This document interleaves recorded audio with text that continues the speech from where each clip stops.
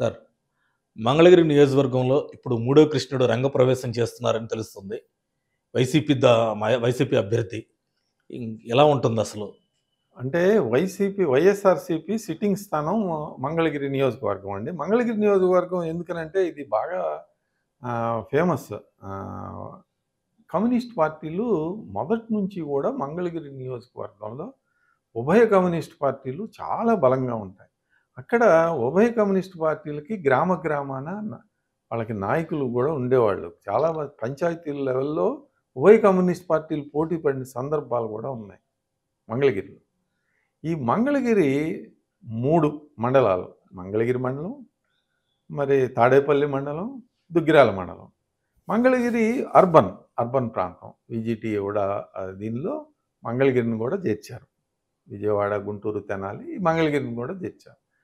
ఇది రాజధాని గ్రేటర్ రాజధాని అమరావతి రాజధాని ప్రాంతంలో తాడేపల్లి వస్తుంది కాబట్టి ఇది దానికి చాలా ప్రాముఖ్యత ఉంది. ముఖ్యమంత్రి గారు, మాజీ ముఖ్యమంత్రి గారు అందరూ కూడా నివసించే ప్రాంతం. ఇక్కడ కమ్యూనిస్ట్ పార్టీలు 1952లో మొదటిసారి కమ్యూనిస్ట్ పార్టీ ఇక్కడ గెలవటం జరుగుతుంది. మళ్ళీ తర్వాత జరిగిన ఎన్నికల్లో కాంగ్రెస్ పార్టీ గెలుస్తుంది. మళ్ళీ తర్వాత జరిగిన ఎన్నికల్లో మళ్ళీ కమ్యూనిస్ట్ పార్టీ గెలుస్తుంది. తర్వాత వేములపల్లి శ్రీకృష్ణ గారు, ఆయన కమ్యూనిస్ట్ పార్టీ సిపిఐ అంటే ఉమ్మడి కమ్యూనిస్ట్ పార్టీ తరఫున వేములపల్లి శ్రీకృష్ణ గారు చెయ్యెత్తి జయకొట్టు తెలుగోడా అనే పాట మీరు వినే ఉంటారు. అది దాని రచయిత ఆయన.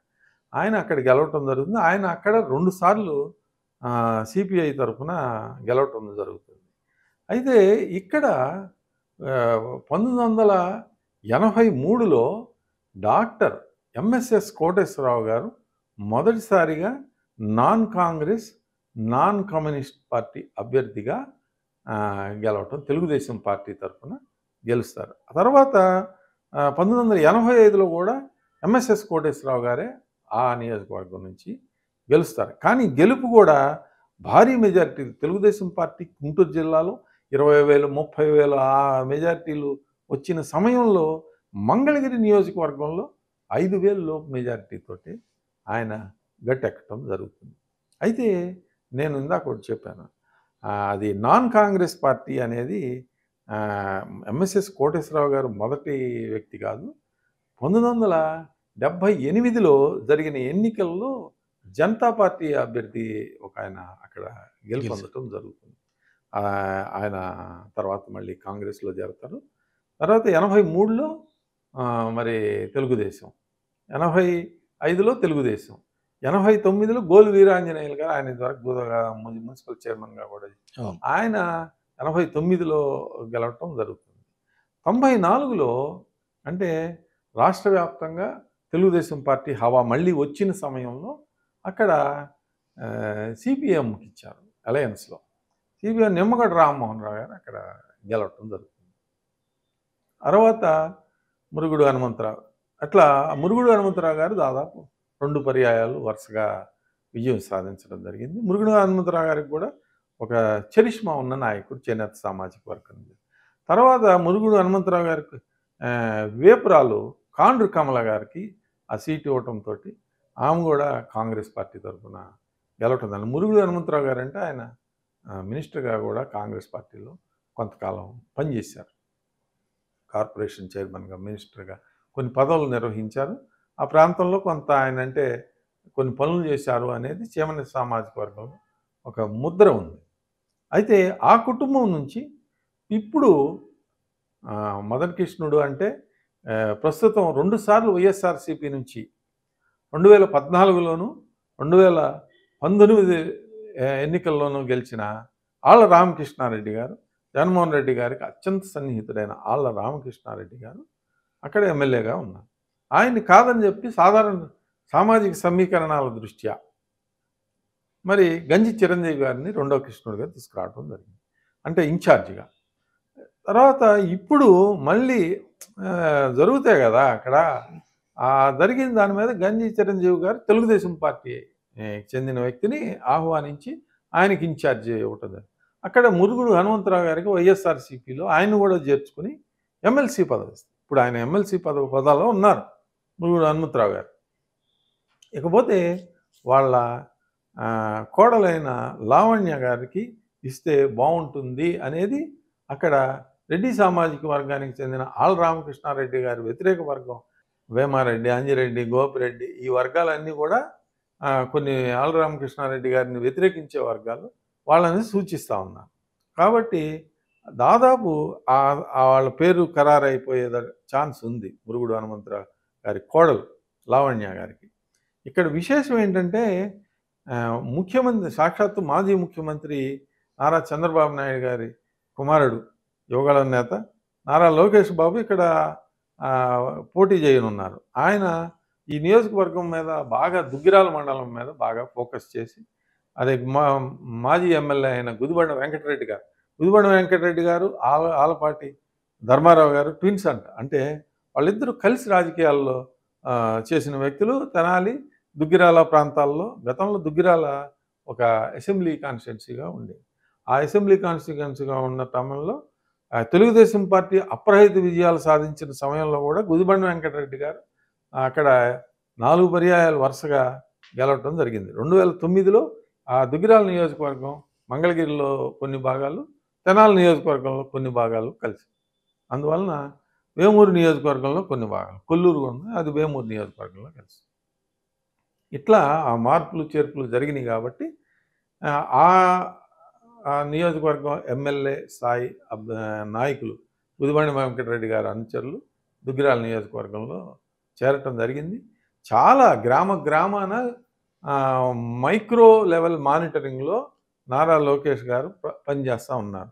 ఈసారి ఆయన 50,000 తగ్గకుండా మెజారిటీయే లక్ష్యంగా బీసీ జైహో సదస్సులో కూడా నేను 5,000తో ఓడిపోయాను, 50,000తో గెలిచిపోయే లక్ష్యంగా పనిచేస్తున్నాను. నిజంగానే మంగళగిరి ప్రాంతంలో కూడా ఆయన చేనేత కార్మిక వర్గాలకి అనేకమైన కార్యక్రమాలు, అంటే వాళ్ళకి ఆర్థికంగా పరిపుష్టి కలిగించే ఏం చేస్తే బాగుంటుంది అనేది ఆయన ఆలోచించి వాళ్ళకి ఆ కార్యాచరణ దిశగా ముందుకు వెళ్తూ ఉన్నారు. జైహో బీసీ సదస్సును కూడా మంగళగిరి ప్రాంతంలోనే కావాలని ఆయన పెట్టించుకోవటం కూడా జరిగింది.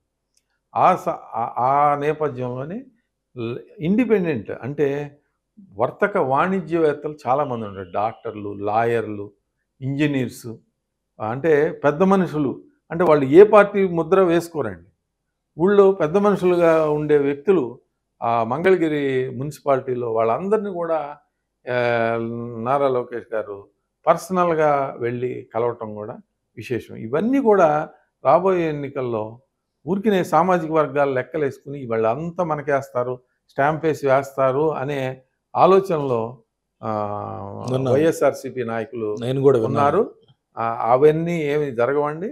ఇప్పడంలో అక్కడ సామాజిక వర్గాల దృష్ట్యా చూసినా కానీ ఇప్పడంలో జనసేనని చేసిన కార్యక్రమం వలన ఆ నియోజకవర్గం మొత్తం విప్లవాత్మకమైన మార్పులు రావటం జరిగింది. ఎంతో కాలంగా వైఎస్ఆర్సీపీకి కొమ్ము కాస్తున్న అనేకమైన వర్గాలు, ఒక వర్గం అనేకమైన గ్రామాల నుంచి తెలుగుదేశం పార్టీలో మూకిముడిగా చేరటం కూడా జరిగింది.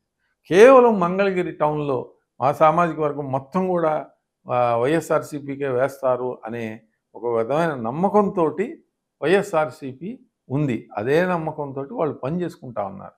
ఆ దృష్ట్యానే ఇప్పుడు లావణ్య గారిని తీసుకురావటం జరిగింది. ఇప్పుడు మరి గంజి చిరంజీవి గారు ఏమైపోతారో, ఆయన ఉంటారో మళ్ళీ తెలుగుదేశానికి వెళ్తారు, అది ఎవరికి తెలియదు. కానీ ఇక్కడ నారా లోకేష్ గారు 50,000 మెజారిటీ దిశగా ఆయన పనిచేస్తున్నారు. కానీ ఇక్కడ తెలుగుదేశం పార్టీకి ఒకంత ఎడ్జ్ ఉందని చాలా తేలిగ్గా సునాయాసంగా గెలవటానికి అన్ని అవకాశాలు ఉన్నాయని స్పష్టంగా తెలుస్తుందండి. ఇక్కడ తెలుగుదేశం పార్టీ గత 2 పర్యాయాలు ఓటమికి ప్రధానమైన కారణం కమ్యూనిస్ట్ పార్టీ. ఈ కమ్యూనిస్ట్ పార్టీలు 2014లో కూడా దాదాపు 10,000 ఉభయ కమ్యూనిస్ట్ పార్టీలు 10,000 ఓట్లు చీల్చి, గత ఎన్నికల్లో లోకేష్ బాబు దీనికి కారణం కూడా ఆ ఎగ్రి గోల్డ్ తరపున అలుపెరగని పోరాటం చేస్తున్న ముప్పాళ్ళ నాగేశ్వరరావు గారు, ఆయన దాదాపు 10,000కు పైగా ఓట్లని చీల్చడం కూడా అది ఒక ప్రధానమైన కారణంగా ఉందని.